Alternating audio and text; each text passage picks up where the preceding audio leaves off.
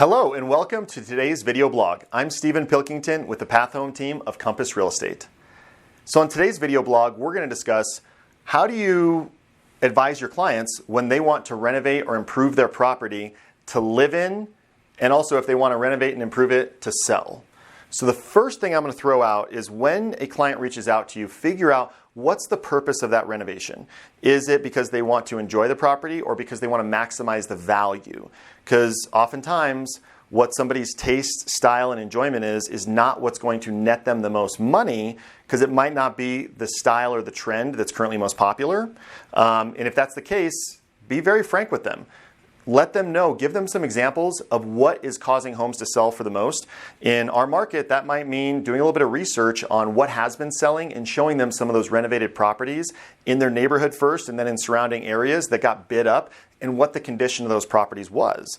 Now, if they want to improve it and you can just sense that they might be over improving it, just advise them that if they spend more than the house or the neighborhood can bear, they may not get that money back. So if they're going to live in the property for a while, fantastic. If they plan on selling it though, you want to do the ideal medium quality for your neighborhood. If you over improve it, unless you're trying to set a new record for the price point, if you over improve it, there's a chance that you're not going to get that money back. So once you advise them on what to do, then they ask, well, can you go ahead and give me some contractors? And this is something that I would always be very cautious about.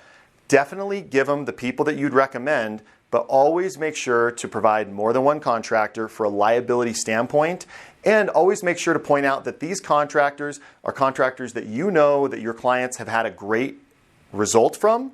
Maybe you've had a great working relationship, but they are not your contractors. So unless you have a construction company and they really are your employees, I would refrain from using that term, your contractor, because we've had some great contractors for years, then maybe get too many jobs and we refer them to a client, and now the client is upset at us because we gave that client our contractor and it reflects poorly on us.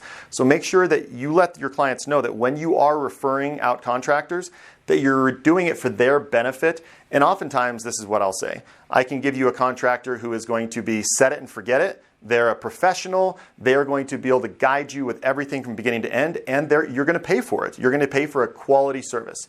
I can give you the one that's kind of in the middle, where you're going to get a little bit better value, but you are going to have to be a little bit more hands-on. Or I can give you the best value contractor, but no, you're really going to need to be involved to make sure that the work and the fit and finish is up to your liking, because these contractors, often they have some really inexpensive subcontractors, which might mean that your quality work, if no one's overseeing it, may not come out the way that you exactly wanted it to.